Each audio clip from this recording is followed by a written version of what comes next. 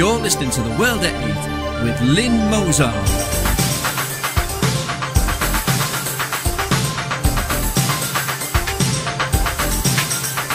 The World at 8, the number one in nationalist news. Highlights of the news today, Friday, 4th of July 2014. In short, Independence Day in the States. Happy Independence Day for all US citizens from The World at 8. Rolf Harris jailed for 5 years, 9 months for indecently assaulting girls.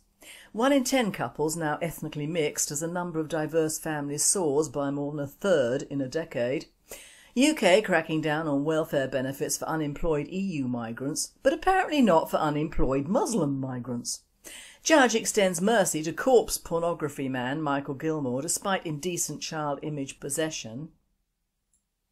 Racist thugs jailed for 36 years for battering 2 men almost to death with baseball bats because they weren't Muslim.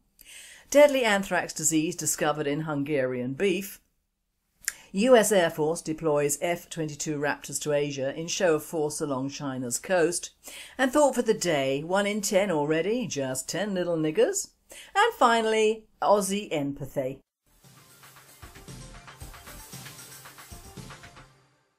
UK news. Rolf Harris jailed for 5 years, 9 months for indecently assaulting girls. Rolf Harris has been jailed for carrying out a series of indecent assaults on young women and girls, including an 8-year-old autograph hunter and the 13-year-old friend of his daughter. The judge, Mr Justice Sweeney, sentenced the 84-year-old entertainer to a total of 5 years and 9 months in prison on 12 counts of indecent assault. Harris will serve half the total jail sentence, with some of the individual sentences to be served consecutively and others concurrently. As Harris stood to hear the sentence, there was no reaction from him or members of his family, including his daughter Bindi Nichols. His wife Alwyn did not attend. Harris, wearing a grey suit, white shirt and colourful striped tie, was then led away through the side of the dock with an officer carrying his bag.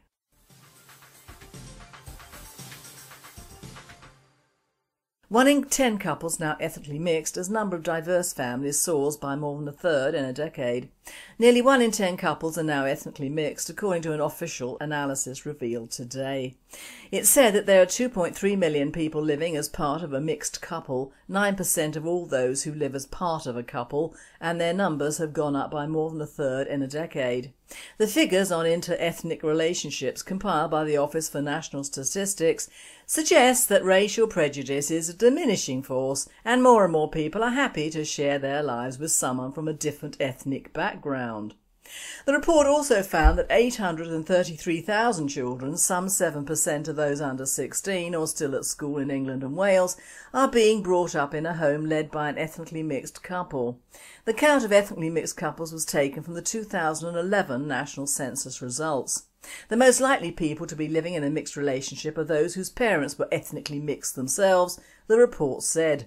People from the mixed groups are themselves likely to be the result of inter-ethnic relationships that have emerged in the last 60 years from post-war immigration, the ONS report reported.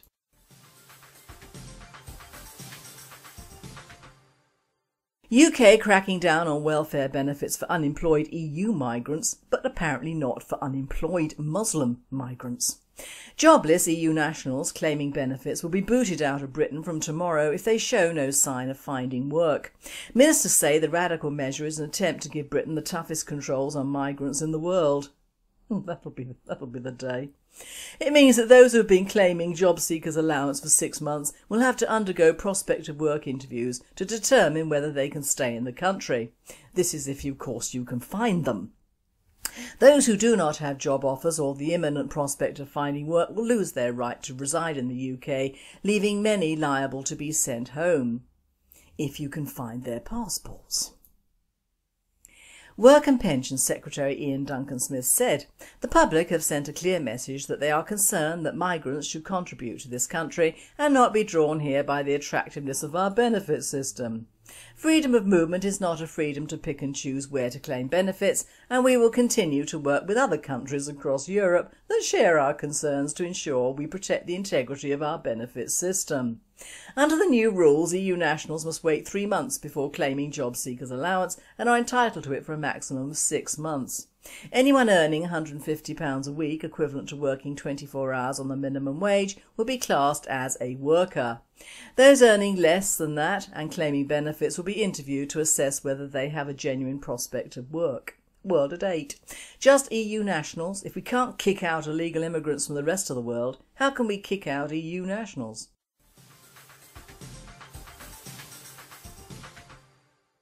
Judge extends mercy to corpse pornography man Michael Gilmore despite indecent child image possession. A former IT technician wept in the dock after escaping a prison sentence for possessing thousands of child pornography images, his second conviction in 10 years. Unemployed Michael Gilmore, 42, who recently moved from Hill Road, Chelmsford to Felix Road, Ipswich, pleaded guilty to 10 charges of downloading and possessing indecent photographs or pseudo-photographs of children, including one picture and a video, both simulating sex with a corpse. At Chelmsford Crown Court on Monday, Judge David Turner said, "The court is faced with an impossible dilemma. On the one hand, a defendant who reoffends in this way deserves to go to prison, and if that previous offending had been more recent than 10 years ago, you would be going to prison today. But that is not the course of action I'm going to take. I intend to extend a measure of mercy to protect you and the public from further harm so you can get some help in the long-term interest of all concerned." In May, he admitted to having a total of 1,943 Level 1 images, 226 of Level 3, 18 of Level 5 and 73 of Level 7, as well as a film depicting sex with a dead body on his computer between January 2012 and July 2014. The court also heard how since moving to Ipswich, Gilmore was the subject of a separate police investigation into further child pornography charges relating to 1,400 pictures of Level 1 and 2 category. The former Witham resident was given a 3-year community order and a supervisory requirement for 3 years to complete sexual offender treatment programme. World at 8, in short, he's got away with it. Should have had the same judge as Harris, shouldn't he?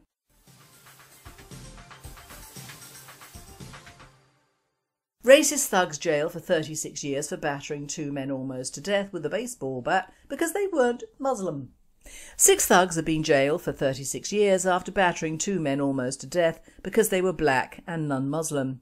Ringleader Abu Bakr Manshur, who was previously jailed under the Terrorism Act for plotting to kill or harm a decorated soldier, was with a teenage boy when the pair began the unprovoked attack at a busy Tesco store in Bow, East London. He assaulted the 2 victims before following them home to discover where they lived, then called 4 other thugs to help. Armed with baseball bats, they beat the 2 men in a vicious attack which left both victims needing hospital treatment for serious injuries. One of the victims, who were 40 and 49 at the time, suffered 2 broken wrists and a fractured skull. The Inner London Crown Court heard that there was both a religious element and a racial element to the 2 attacks on the 2 men, who were black and non-Muslim. All 6 of the attackers, who the Met Police confirmed were Muslim, pleaded guilty to grievous bodily harm with intent. Judge Ian Darling said, "Not only was there a religious aspect to this offence, but there was an undoubted racial element. Salim Jada, 32, and Javed Patel, 29, both of Newham, North London, were jailed for 8 years each. Both prior to and after the attack, Mr Manshur is heard to use language that is foul, unacceptable, and which reveals a degree of racial intolerance that is worrying. Ringleader Manshur of Newham, North London, was jailed for 10 years. He had already been jailed under the Terrorism Act in 2005 for plotting to kill or harm a decorated British soldier who had served in Iraq.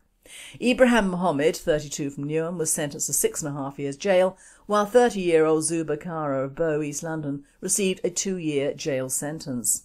World at 8. If a white Christian guy had taken exception to these black men and they'd been Muslim, he would have got 36 years by himself, not 6, and we would have had to put up with weeping hysterical bloody relatives for the next 20-odd years screaming white racism.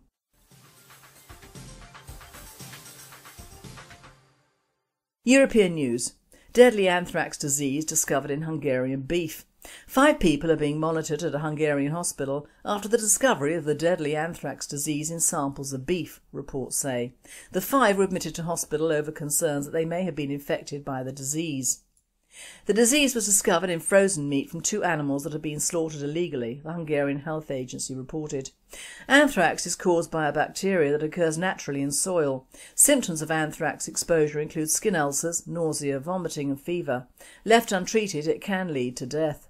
The animals in the latest outbreak were reportedly slaughtered at a farm in Tiszafüred, a town 160 kilometres east of Budapest. World date: illegally slaughtered by what means and who, begs the question.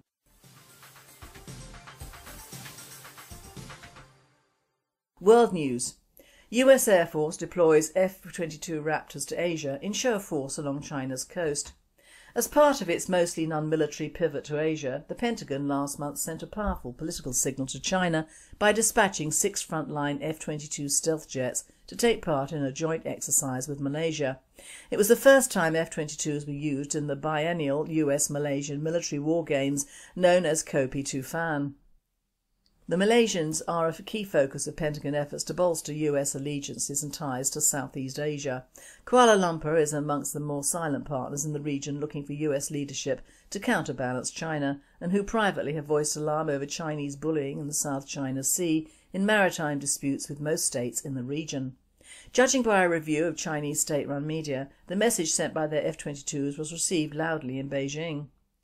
According to US officials, the Chinese viewed the F-22s in Malaysia as an opportunity to learn the war-fighting characteristics of Malaysia's Russian-made Su-30s that are similar to Chinese Su-30s that would be encountered in any future conflict with China.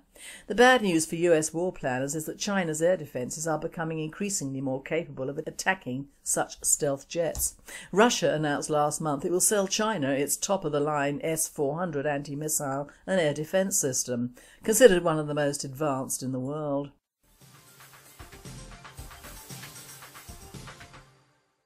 Thought for the day: just 10 little niggers. Well, it's official. Well, from the 2011 census it is anyway, that 1 in 10 people in this country are in mixed marriage situations, according to the Daily Mail of yesterday. 1 in 10 couples now ethnically mixed as number of diverse families soars by more than a third in a decade. More than 2 million people living as part of a mixed couple, some 833,000 children being brought up in an ethnically mixed home. Office for National Statistics suggests racial prejudice is diminishing.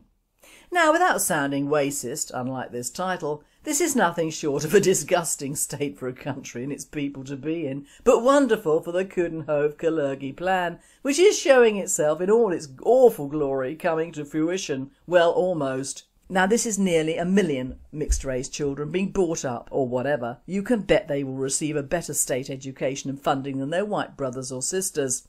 Because, of course, the other edge of the racist coin is that because these are mixed-race kids and could be from dubious backgrounds, example single mothers or vanishing fathers, plus the fact of their very mixedness creating a halo of light around them, they will do okay when our grandkids or great-grandchildren will be ferreting around for food and jobs.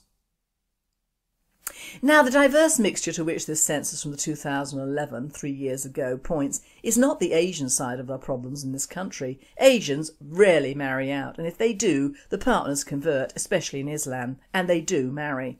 No, this diversity and wonderful lovey feeling is, I believe, from the African and Afro-Caribbean influx into this country over the years.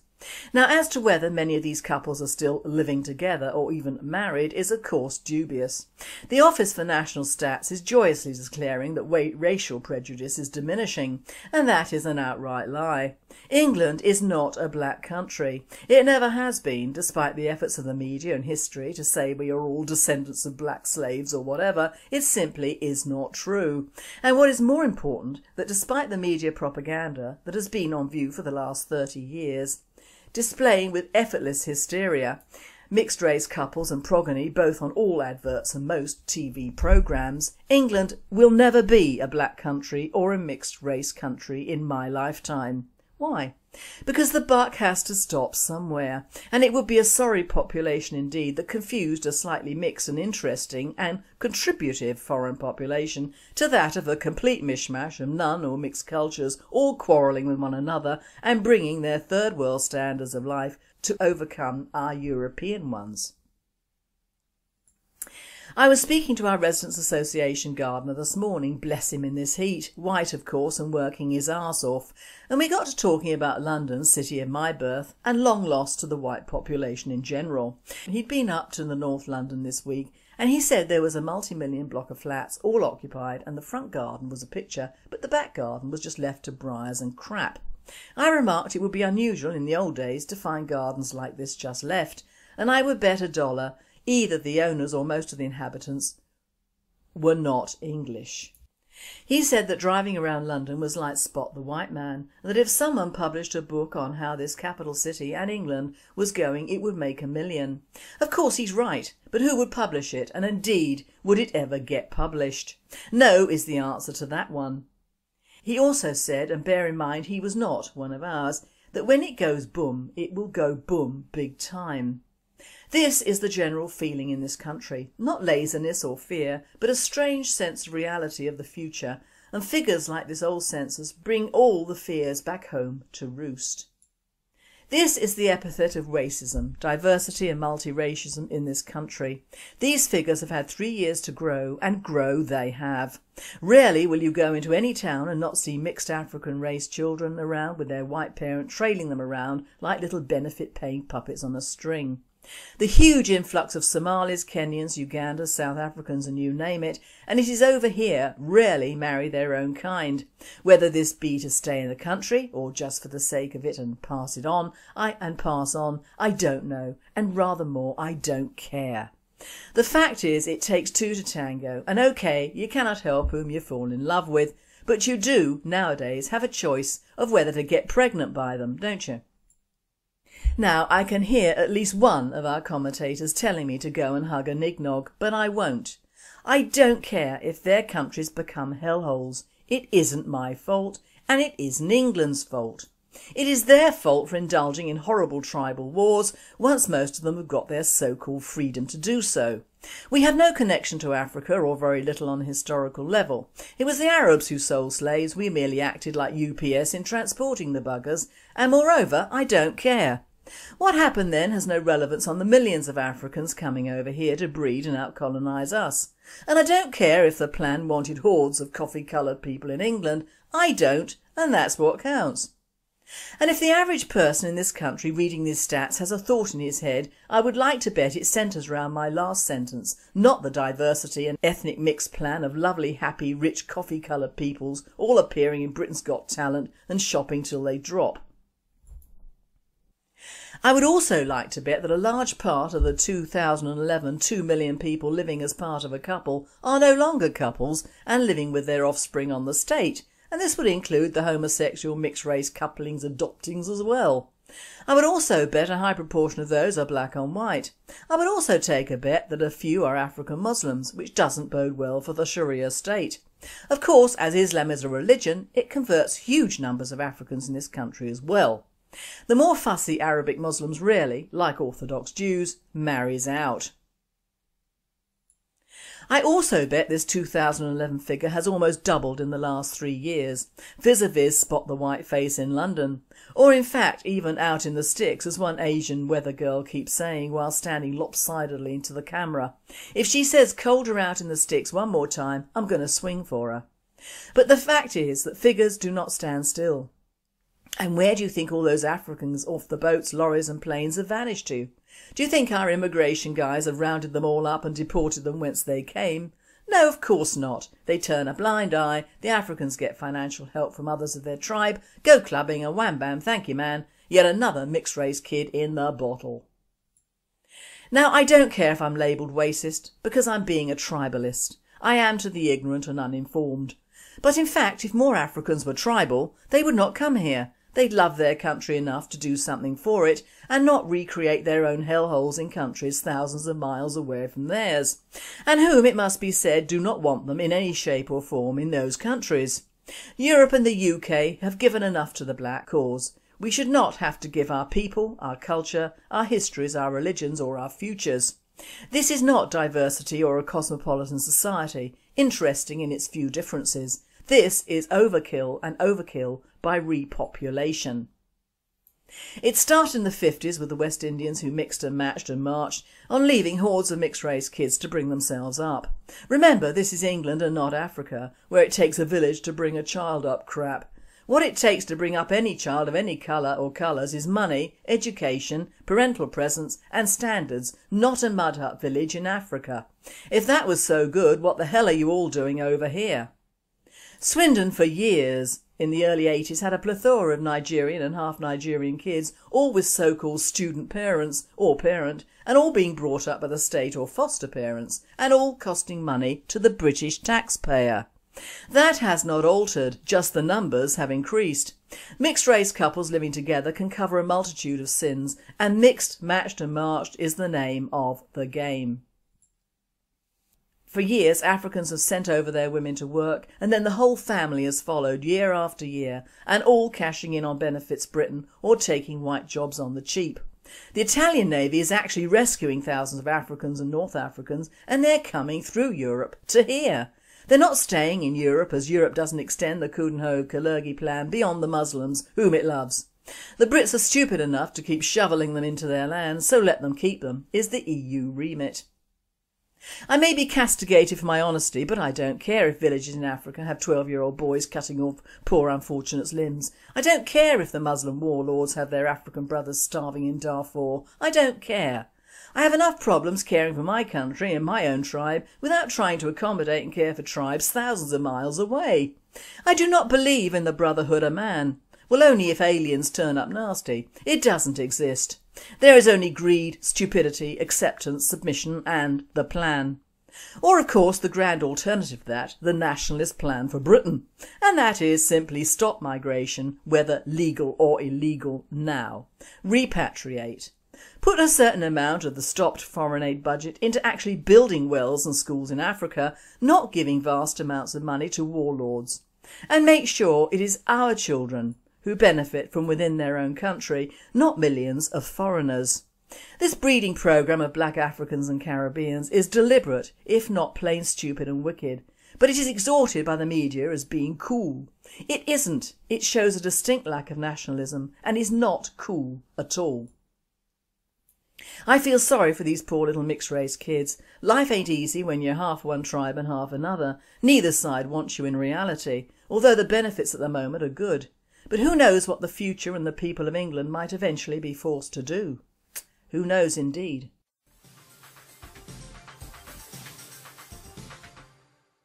And finally, Aussie empathy. A Catholic priest, an Indian doctor, a rich Chinese businessman and an Aussie were waiting one morning for a particularly slow group of golfers in front of them.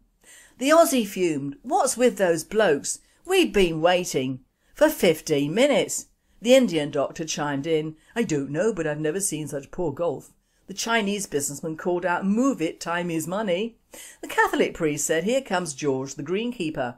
Let's have a word with him." "Hello, George," said the Catholic priest. "What's wrong with the group ahead of us? They're rather slow, aren't they?" George the greenkeeper replied, "Oh yes, that's a group of blind firefighters. They lost their sight in saving our clubhouse from a fire last year, so we always let them play for free any time." The group fell silent for a moment. The Catholic priest said, "That's so sad. I think I'll say a special prayer for them tonight." The Indian doctor said, "Good idea. I'm going to contact my ophthalmologist colleague and see if there's anything he can do for them." The Chinese businessman replied, "I think I'll donate $50,000 to the firefighters in honour of these brave souls." The Aussie said, "Why the fuck can't they play at night?" You've been listening to The World at 8. I'm Lynn Mozar, and I and the team at World at 8 and Radio Britain wish you all a very happy and a very safe weekend.